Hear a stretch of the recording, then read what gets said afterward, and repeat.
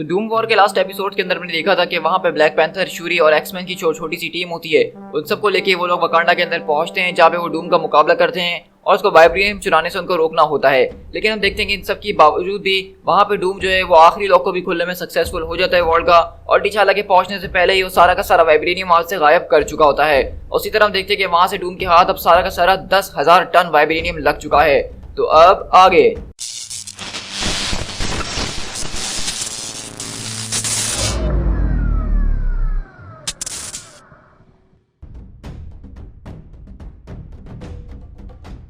तो जैसा कि मैंने आपको कहा था कि डूम वॉर की स्टोरी के अंदर हमें इसकी बैक स्टोरी भी इसी कॉमिक्स के अंदर बताई जाने वाली है, तो आप ज्यादा परेशान नहीं होगा।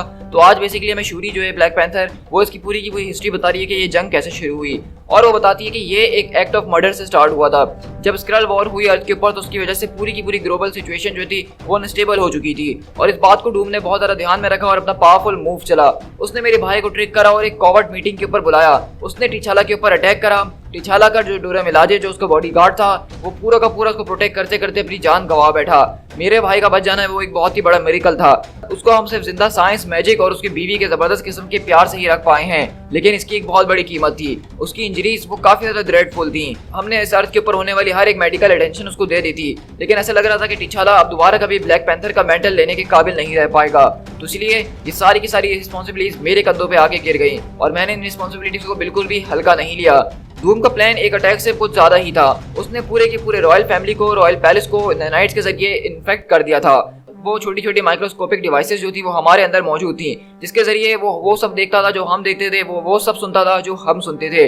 इसके ही जरिए उसको सिक्योरिटी और मिलिट्री के सारे सीक्रेट्स पता चल चुके थे। टिचाला और मैं ही सिर्फ वो दो लोग थे जो कि अनइन्फेक्टेड बचे थे। लेकिन अब टिचाला जो है ना ही अपनी वाइफ की मदद कर सकता था और ना ही अपनी मिलिट्री की। तो टिचाला जो कि एक मैन ऑफ साइंस है वो जो है मैजिक की तरफ चले गया, और उसको पता था कि अगर उसको डूम से मुकाबला करना है तो उसको डूम की सॉर्सरी को चुनौती देनी ही होगी। अल्केमी जो कि एक एंशिएंट मैजिक से उसके जरिए उसको इनहेंस स्ट्रेंथ दी गई और मैजिक के खिलाफ लड़ने की ताकत दी गई। टिचाला इस बात को जानता था कि बहुत जल्द डूम जो है अपना जबरदस्त किस्म का अटैक जो है वो तो वकांडा के ऊपर बोलने ही वाला है। ये तो मैटर ऑफ टाइम की ही बात है। तो टिचाला को उससे लड़ने के लिए मसल की जरूरत थी। तो टिचाला मदद के लिए डोरा मिलाजे कबीले के पास गया। ये वो कल्ट ऑफ वॉरियर वुमेन है जिन्होंने अपनी सारी की सारी जिंदगी डेडिकेट करी थी रॉयल फैमिली को प्रोटेक्ट करने के लिए। वहाँ पे जो डोरा मिलाजे की नई लीडर अनिका थी, उन्होंने जो है इस बात का फैसला करा कि वो टिचाला का साथ देंगे इसकी पूरी की पूरी इस मसले के अंदर, और उन लोगों ने जो है अपने लोगों को ट्रेन करना शुरू करा एक नए फॉर्म ऑफ कॉम्बैट के साथ, जिसके अंदर साइंस और सॉर्सरी दोनों को ही मिक्स करके बनाया गया था, और यही इनके फाइटिंग स्टाइल का सबसे ज्यादा बड़ा सीक्रेट है।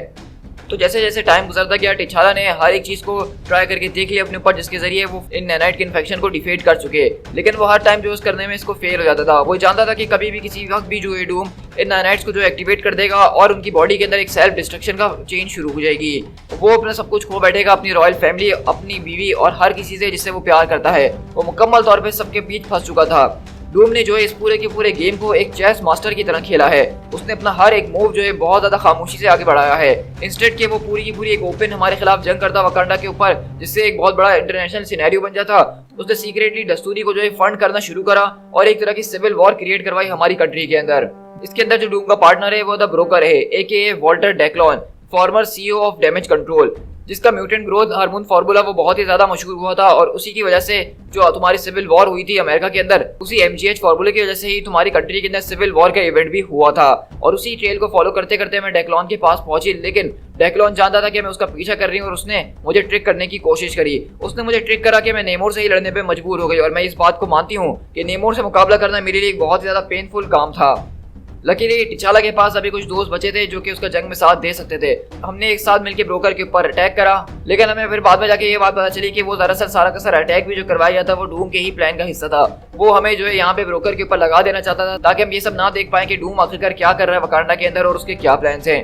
डूम के कमांड के ऊपर दस्तूरी जो है वकांडा के ऊपर बहुत ज्यादा रोज कर गए। उन्होंने हमारी पूरी की पूरी गवर्नमेंट को हथियार लिया और उन्होंने बगावत कर दी। उन्होंने स्टॉर्म को जो है ट्रायल के ऊपर खड़ा कर दिया अपनी जिंदगी के लिए।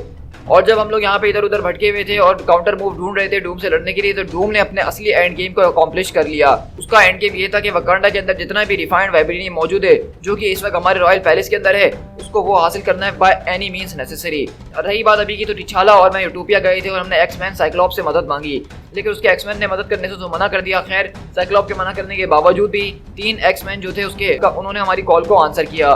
डोरे मिलाजे ने यहाँ पे वकांडा इन मिलिट्री को जो है एक किनारे पे लगा के रख दिया है। अनेका जिसके पास सिर्फ 500 सोल्जर्स मौजूद थे, उसने वकांडा की 70,000 ट्रूप्स को एक तरफ कर दिया है।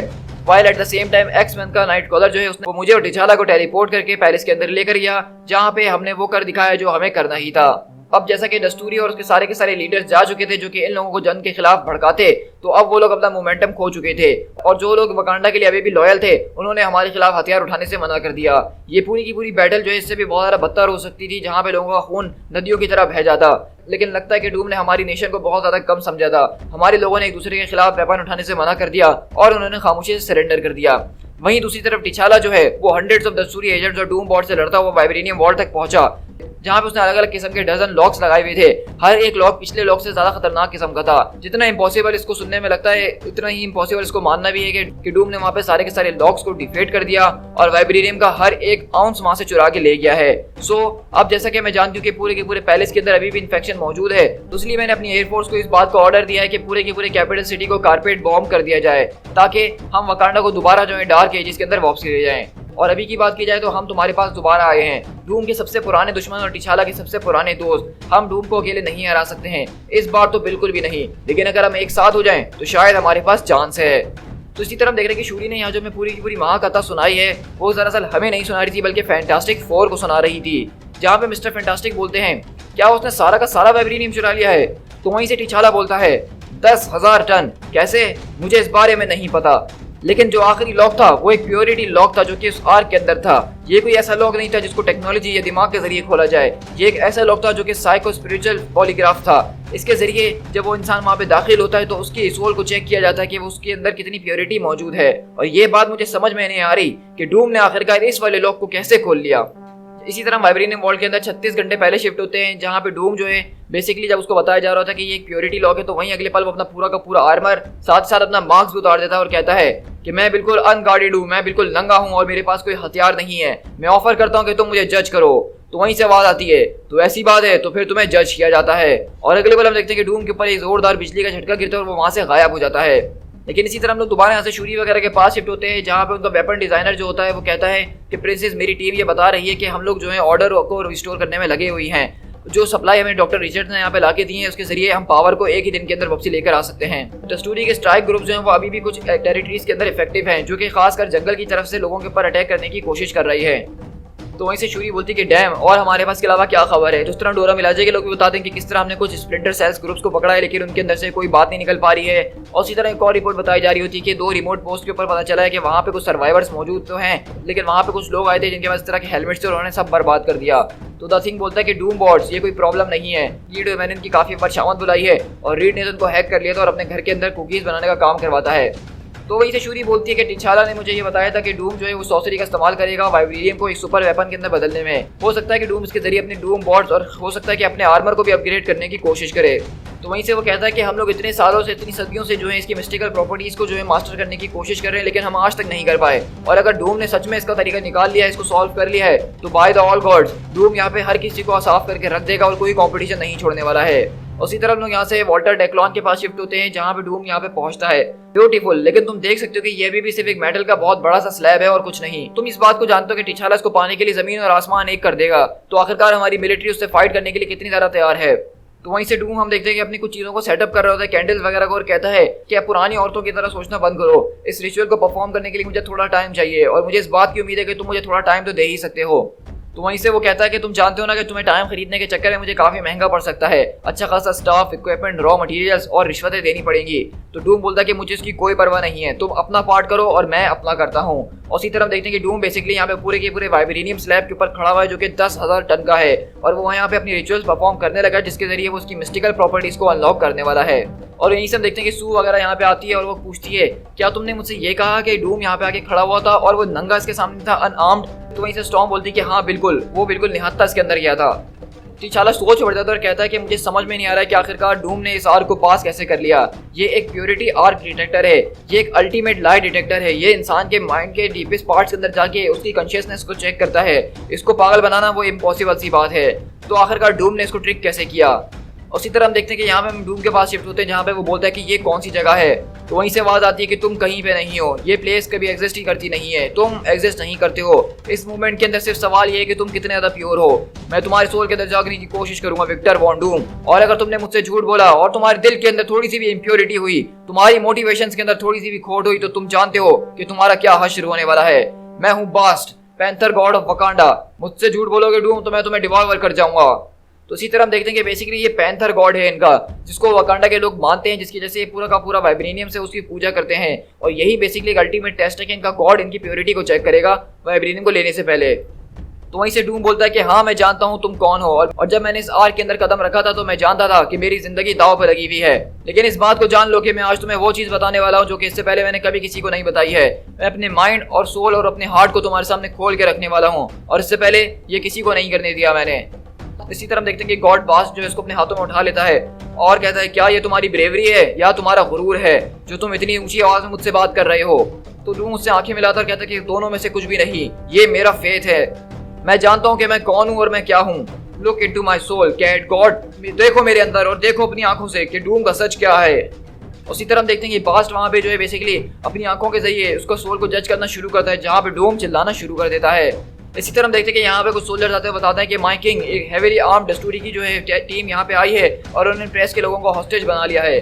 तो टिचाला बोलता है क्या ये सब कुछ कभी खत्म होगा भी कि नहीं। तो स्टॉर्म बोलती है कि मैं इसको हैंडल कर लूंगी, तुम यहाँ पे रीड के साथ काम करो, डूम को ट्रैक करने में लगे रहो, तुम्हें इस वक्त वाइब्रेनियम को ढूंढ नहीं होगा। तो टिचाला बोलता है कि रो मुझे मदद करने दो। तो कहती है कि प्लीज, डूम ने मेरे दोस्तों को मेरी आंखों के सामने मर्डर करा है, मुझे इसकी जरूरत है। तो वहीं से सू बोलती लगता है कि मुझे उसके साथ जाना चाहिए। तो वहीं से मिस्टर फैंटास्टिक बोलते हैं कि मुझे नहीं लगता कि स्टॉर्म को तुम्हारे बैकअप की जरूरत होने वाली है। तो सू बोलती है कि जरा मजाक मत करो, मुझे इसको देखना ही होगा, इस वक्त उसकी कंडीशन कुछ ठीक नहीं लग रही है। वहीं से मिस्टर फैंटास्टिक बोलते हैं कि इतने सालों से मैं यह समझता आ रहा हूँ कि डॉक्टर डूम जो वो मेरा पर्सनल नेमेसिस है, लगता है कि ये मेरा गुरूर था और कुछ नहीं। तो टिचाला बोल मैं डूम से इतने लंबे अरसे से तो लड़ता हुआ नहीं रहा हूँ रीड, और मैं तुम्हारी दफा बार बार भी उससे नहीं लड़ चुका हूँ। लेकिन इस तरह की बैटल्स के अंदर ये बात मायने नहीं रखती है कि इससे पहले हम उससे कितनी बार जीत चुके हैं, मायने ये बात रखती है कि उसने हमें कितना नुकसान पहुंचाया है। Doom is the enemy of everyone on planet. इस तरह हम देखते हैं यहाँ से स्टॉर्म और इनविजिबल वुमन यहाँ पे पहुंचते हैं और वहाँ पे डेस्टोरी के लोग बोलते हैं कि इस विच को जान से मार डालो। और इसी तरह हम देखते हैं कि यहाँ पे बेसिकली स्टॉर्म और इनविजिबल वुमन इनकी सारी की सारी फोर्सेस से लड़ना शुरू करते हैं। और इसी तरह हम देखते हैं कि वहां से गॉड बास्ट बोलता है क्या तुमने इस नंबर को कभी काउंट करा है कि तुमने अपनी ड्रीम्स को अकॉम्प्लिश करने के लिए कितने लोगों को खाक में मिला दिया है। क्या तुमने कभी इस बात की गिनती करी है कि तुमने इस दुनिया के अंदर लोगों को कितना हार्म पहुंचाया है, चाहे तुम उनसे नफरत करते थे या उनसे प्यार भी क्यों ना करते थे। तुम एक मॉन्स्टर हो डूम, और तुम अपने सारे के सारे गुनाहों को कबूल करते हो, उनको जानते हो, और उसके बाद भी तुम्हारी इतनी हिम्मत हुई कि तुम आर्क ऑफ प्योरिटी के अंदर तुमने कदम रखने की कोशिश करी। तो वहीं से डूम बोलता है कि मेरी हिस्ट्री तुम लोगों से बहुत ज्यादा डिफरेंट नहीं है। मैं जानता हूँ कि तुम्हारे लोगों ने क्या क्या सहा है सरवाइव करने के लिए। तुम डैमेज और डेथ की बात कर रहे हो, आखिरकार किंग्स के लिए डेथ और डैमेज मायने ही क्या रखती है। ये तो हमारे पावर में आने के बाय प्रोडक्ट्स हैं, ये हमारी डेस्टिनी है। लेकिन वहीं से बास्ट को गुस्सा आता है और उसको पैरों से दबाना शुरू कर देता है और कहता है कि डेस्टिनी, क्या तुम अपनी एंडलेस स्कीम्स और अपनी एंडलेस बैटल्स को ये कहना चाहते हो कि तुमने ये सब अपनी डेस्टिनी के लिए करा है, अपनी नेशन को डिफेंड करने के लिए करा है। तो वहीं से डूम बोलता है कि हाँ, मेरा कहने का यही मतलब है, तुमने मेरे ऊपर सिर्फ नजर डाली है कैट गॉड, मेरे अंदर ज्यादा गहराई में नहीं गई हो अभी तक, तो जाओ मेरे सोल के अंदर और झांकने की कोशिश करो। और इसी तरह हम देखते हैं कि यहाँ से टिचाला जो है मिस्टर फैंटास्टिक के साथ मिलके एक वाइब्रेनियम ट्रैकर बनाने की कोशिश कर रहा है, और टिचाला बताता है कि किस तरह से क्वांटम लेवल के ऊपर वाइब्रेनियम जो है वो हर एक चीज से कनेक्टेड है, और हमें एक ऐसा ट्रैकर चाहिए जो कि उसके यूनिक सिग्नेचर को अपने ऊपर कैद करके रख सके। तो इसे रीड टीचर्स बोलते हैं कि मुझे इस बात पे काफी ज्यादा हैरत हो रही है कि मुझे इससे पहले वाइब्रेनियम की इस स्पिरिचुअल प्रॉपर्टी के बारे में नहीं पता था, और आई सरप्राइज कि तुमने भी मुझे कभी इस बारे में नहीं बताया। वहीं से टीचाला बोलता है कि रीड, मैं जानता हूँ कि हम लोग काफी अच्छे दोस्त हैं, लेकिन इसको ऐसा समझ लो कि ये एक स्टेट सीक्रेट था जो कि मैं किसी भी बाहर वाले के साथ शेयर नहीं कर सकता था, और मैं ये बात शायद तुम्हें भी कभी नहीं बताता अगर ये पूरी की पूरी दुनिया खतरे के अंदर ना होती। तो वहीं से मिस्टर फैंटास्टिक बोलते हैं कि वेल, मैं इस बात को तो मानता ही हूँ कि शायद तुम आखिरी पर्सन नहीं हो कि जिसने मुझसे कुछ सीक्रेट रखने की कोशिश करी है, मेरे अपने भी काफी सारा सीक्रेट्स हैं। स्टिल वाइब्रेनियम ट्रैकर बनाना वो हमारे लिए आधी बैटल को जीतना ही होगा। डूम जो है उस पूरे के पूरे वाइब्रेनियम को लैटविरिया तो लेके नहीं गया होगा, वो जहाँ कहीं भी उसको अपने इस्तेमाल के काबिल बनाने की कोशिश कर रहा है ताकि वो इस पूरे के पूरे प्लेनेट के ऊपर एक सुपर पावर बन सके। टिचाला बोलता है कि मैं तुम्हारी बात से अग्री करता हूँ रीड, और अभी हमारे ऊपर ही है कि हमें ही उसको हंट डाउन करके निकालना होगा। और इसी तरह हम यहाँ से डूम के पास शिफ्ट होते हैं जो कि बताता है कि मेरे मीन्स जो हैं वो कुछ डिफरेंट नहीं है तुम लोगों से। जो लोग मेरे विजन के रास्ते में खड़े होते हैं, जो लोग मेरा रास्ता रोकने की कोशिश करते हैं, मुझे उनसे कोई डर नहीं है, और जो कोई भी मेरे लिए डर साबित होता है तो मैं उसको चेंज करने की कोशिश करता हूँ। तुम्हें पता है कि रेड टीचर और टिचाला जैसे लोगों से मैं नफरत क्यों करता हूँ? क्योंकि उनको पता है कि मैं क्या करना चाहता हूँ, मेरा मकसद क्या है। लेकिन वो मेरे गुरूर को सही समझ पाते हैं, वो मेरी मकसद को समझ नहीं पाते और ना ही वो मुझसे कभी पूछने की कोशिश करते हैं कि मैं ये सब क्यों कर रहा हूँ। क्या तुम जानना चाहते हो कि मैं ये क्यों कर रहा हूँ? मैं ये सब प्यार के लिए कर रहा हूँ। अगर तुम मेरे सारे के सारे क्राइम्स और गुनाहों को उस पूरे के पूरे मैनकाइंड के गुनाहों से अगर कंपेयर करने लग जाओगे तो मैं उनके सामने एक फरिश्ता हूँ, फरिश्ता। होमो सेपियंस जो हैं वो एक प्रीडेटर स्पीसीज हैं और यही वजह है जिस वजह से हम पेड़ों से उतर के नीचे जमीन के ऊपर आए थे और आज हम इस फॉर्म के अंदर मौजूद हैं जैसा कि हमें देखा जा रहा है। लेकिन अगर हम इसी तरह से आगे बढ़ते रहे, इसी तरह से आगे चलते रहे तो हिस्ट्री के अंदर कुछ नहीं रह जाएगा। हम अपने पीछे से लाशें बिछा के चले जाने वाले हैं। मैं एक साइंटिस्ट से ज्यादा हूँ, मैं एक पावर हंग्री लीडर से कुछ ज्यादा ही हूँ, मैं एक सॉर्सरर हूँ।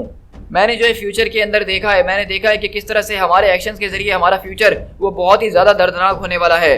अर्थ एक ऐसी जगह बन जाएगी जहाँ पे इंसानों का रहना बहुत ज्यादा मुश्किल हो जाएगा। और मैं हर एक फ्यूचर में देखने की कोशिश करता हूँ, हर एक अलग अलग सिनेरियोस के अंदर। लेकिन जब भी फ्यूचर के अंदर मेरी नजर गई है तो मैंने सिर्फ एक ही चीज देखी है कि इंसानों के ऊपर किसी न किसी और का जो है काबू चल रहा है और वो दबके रह रहे हैं, या फिर ये अर्थ खत्म हो चुकी है और ये रहने के काबिल नहीं रही है। हर एक बार मैंने यही देखा है। लेकिन सिर्फ एक ऐसी पॉसिबल फ्यूचर है जहाँ पे मैनकाइंड यूनाइटेड है, जहाँ पे सारे के सारी बीमारियों का इलाज ढूंढ लिया गया है, ग्लोबल कॉन्फ्लिक्ट खत्म हो चुकी है, हंगर को मिटा दिया गया है, एजुकेशन यूनिवर्सल हो चुकी है और उसके बगैर कोई नहीं रह सकता है। उस दुनिया के अंदर कानून बनाए गए हैं और एक छोटे से कानून को तोड़ने में भी एक बड़ी सी सजा दी जाएगी, जिसको देख के कभी कोई कानून तोड़ने के बारे में सोचेगा भी नहीं। कोई गरीबों के ऊपर और मासूमों के ऊपर हाथ डालने का सोचेगा भी नहीं। कोई क्राइम को कमिट करने से पहले 100 बार सोचेगा या किसी की रोटी चुराने से पहले 100 बार सोचेगा।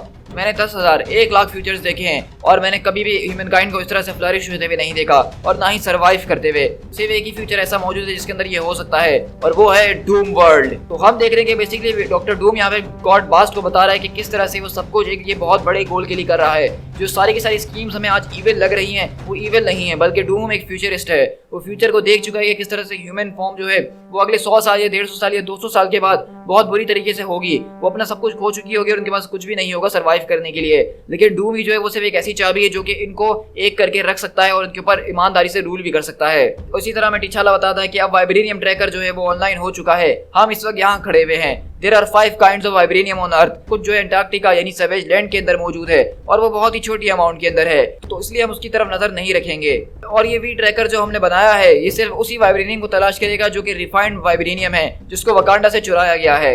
तो जैसा कि हमने इसको सोचा ही था कि डूम जो है अपना सारा का सारा मेटल लाइटवेरिया के अंदर लेकर नहीं गया है, बल्कि उसने दुनिया भर के अंदर यहाँ वहाँ बिखरा दिया है।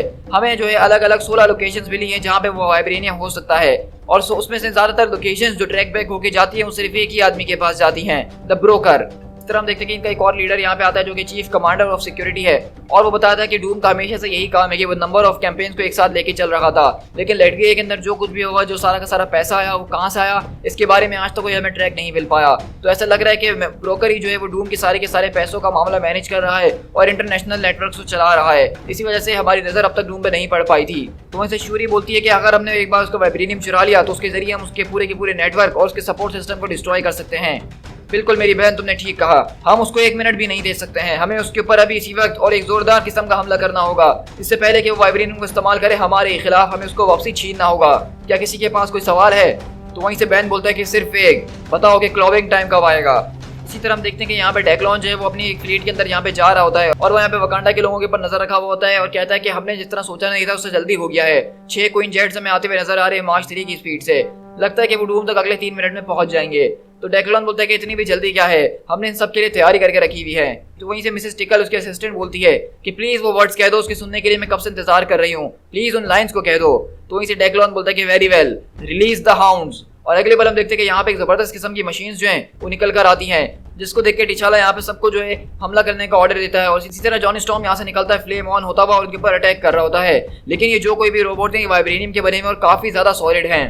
तो वहीं से हम देखते हैं कि गॉड बास्ट डूम की सारी बातें सुन के कहता है, तुम जो लाखों को मिटा देना चाहते हो ताकि करोड़ों को बचा सको, तुम हिस्ट्री को रीराइट करना चाहते हो नेशंस को खत्म करके, तुम अपने आप को टायरेंट और मर्डर भी कहलवा देना चाहते हो, लेकिन तुम बस ये चाहते हो कि तुम्हारा ड्रीम जो है वो सेटिस्फाई हो जाए कि एक दुनिया डूम के अंदर। और अब भी तुम्हें इस बात पे बिलीव है कि सिर्फ एक ही रास्ता है ह्यूमन काइंड को बचाने का, उनको सेव करने का।